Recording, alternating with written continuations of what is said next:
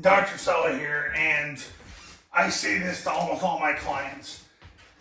Before I can get you to install, play, call, practice, and persist with the modern day triple option offense, I have to change the way you think. Now, a lot of coaches that come to me now, this is their first time ever running triple option. They're running the triple option offense. So a lot of times it's easier to work with those coaches because they don't already have preconceived notions of how the offense works. But there are times that I've got to take the coach who's run it in the past and change the way they think. So I have to change their perception, and that can be hard. But it doesn't matter, because the one thing about how I do things, I don't make suggestions to my clients. I tell them what to do. Because if you're going to pay me $9.97 or $19.97 or whatever it is, I'm not going to make suggestions. I'm going to tell you what to do, and I'm going to tell you how to do it, and I'm going to tell you if you don't do it this way, well, you got a problem, because you're fighting data. And the bottom line is this: facts don't care about human feelings, me included. I want the Philadelphia Eagles to win today, but guess what? If they don't win, hey, tough. It's because they didn't score enough points.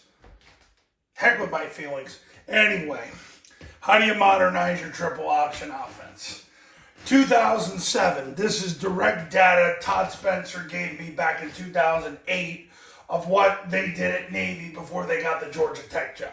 In 2007, how Paul Johnson solved problems was he ran triple option. If they couldn't block the defensive tackle, they ran midline, which means they would run inside veer triple option. If they couldn't block the 2 or 3 technique, they would read them and they would run mid-double. The zone dive used to be designed. The tackle would base block number 1 when he was taking the dive, and they'd let the Mike run himself out of the play. That was the old school zone dive. The toss was used the same way it's used now to beat the blitz. This is the only consistent concept from 2007. The only one is toss, and it's used for the same purpose, to beat the blitz.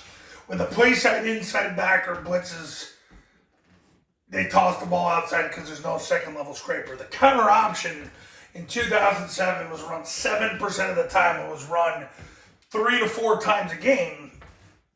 But the bottom line is they learned over time, and all the academies learned over time, and Georgia Tech learned over time, there was just too many negative plays. Now, formationally, the number 1 formation they ran was spread. They would run everything out of the spread formation.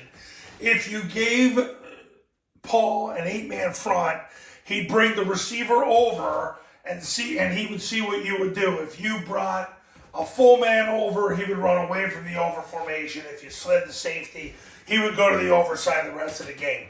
Or he'd use trips, because trips brings the A back over, and it would do the same thing. And he would run triple midline zone dive out of trips, and that was it. So basically, that's how Paul used to call the game. The offense was a 2-man surface offense. There was a guard and a tackle and nobody else. That changed in the early 2010s. And Ashley Ingram, who's now the new head coach at Carson Newman, God bless you, Ashley, he was the one who at Navy said, and I watched him do this at Bucknell when he was the offensive coordinator at Bucknell, because the kid he utilized, I'm very, very close family friends with that kid who's now a lawyer in Philadelphia. But he always said it's important to have a third guy in the surface so that player can build a wall in the C gap and make the defense pay for it in the D gap. And that has changed modern day triple option football. The flex formation, more utilization of heavy, it evolved the offense, because it was so hard to run the offense and a lot of the concepts with the third guy on the surface. Now, here's what Air Force did in 2023. Now, mind you, in 2023, Air Force started the season 8-0, First time since 1985 they did that, and they won their bowl game against the #1 rushing defense in the country. Zone dive is the #1 play by far the #1 play. They run zone dive 20 times a game, but here's the difference. The way they run zone dive right now is a wedge where the center and the tackle wedge with the guard and they triple team whoever is over the guard. That's different than the way it used to be run.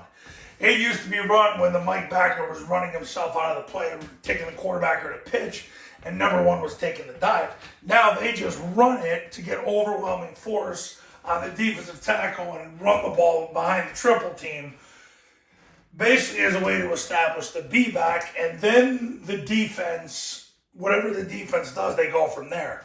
If #1, the defender over the tackle takes the dive, they run mid-triple. If he comes up the field, takes the quarterback, they trap him. The only consistent from 2007 is the toss. They still run rocket toss to beat the blitz. So that was the difference between 07 and 23. The main formation of Air Force is flex, spread, and heavy. But flex, they can run everything on the flex. Spread is utilized to run trap, mid-triple, sometimes toss, but it's not as good because you can't pin and pull it. Heavy, they utilize, they really to run zone dive and toss. They don't really run trap or mid-triple out of it. So, really, that's where the offense has evolved. So if you look at the running game, it used to be inside veer was what Paul Johnson did. And then if he couldn't block the defensive tackle, they'd midline him. Two-way midline. Zone dive basically had the tackle base blocking #1. When he came down to take the dive, that was the answer. Toss was the blitz beater. Counter options, what Paul utilized, basically when the backside backer would go from the backside to the play side, and he would take advantage of it. Basically, if they keyed the B back hard, that's when he would run counter option. Now, what they figured out is zone dive is what sets up everything. Mid-triple is if one takes the dive. It used to be basically zone dive, the old school zone dive. The trap, really they utilize when one takes the quarterback. However, I've been told by Air Force personnel that if #1 takes the B-back on trap, a lot of times they'll get more yards than ever before. It looks ugly, but it pops wide open because the backer runs himself out of the play. Toss is utilized for the same reason. Counter option really went by the wayside around 2010. It was used very little after that. So, and formationally, it was a 2-man surface offense in 2007, and now it's really a 3-man surface offense. However, mid-triple trap are still predominantly run to a 2-man surface. That being the case, those are the differences. So, you want your mentality here. I have a very close friend who I have to constantly get him away from this and get him to this. Because this makes your life so much easier. Running zone dive makes your life so much easier. Because if you start with the zone dive and build from there, basically you're building the offense on a triple team. And then it's real simple. The guy over the tackle, if he comes down to take the dive, take the B back, you run mid-triple, because you know you're getting a pull pitch out of it. If he comes up the field, you trap him, you run to the void. Against the blitz, you toss the ball. Any other situation, you're throwing it down the field. 3rd and long, 4th and long, got to score now. Somebody in the secondary flies up. So that's how you're going to modernize your triple option offense, by doing this. Change your mentality away from this. Mid-double, Air Force doesn't run it. Zone dive where the tackle base is #1. That really doesn't happen. Air Force has a tag where they can do that, but they usually do it against a 5 technique if he's taking the quarterback, so the tackle can fan him out. Of course, in the bowl game, they ran zone dive power, and they had the A-back kick out that player. Counter option, I mean, gosh, that died out. I mean, it was run a little bit in the 2010s, but yeah, it's just not a big play. It was 2-man surface football in 07. Now it's more 3-man surface with some 2-man surface to run trap mid-triple and a little bit of toss. That's it. That's how you're going to modernize your triple option offense. And coaches, if you want to win more games in 2024, pick up the phone, give me a call. My number's on the thumbnail of this video, and so is my website. The Triple Option Football Academy, Triple Option Football Academy camps are going to show you how to run the modern day triple option offense the right way the first time based on Air Force's 2023 data. You're going to learn how to install, play call, practice, and persist with the offense. Camps start at $19.97. The Triple Option Football Academy is included. Academy by itself is $9.97. You get the Academy for 2 years. Want to learn more about the Academy? Go to tripleoptionfootball.com, then give me a call. I'll see you in the next video. We'll talk soon.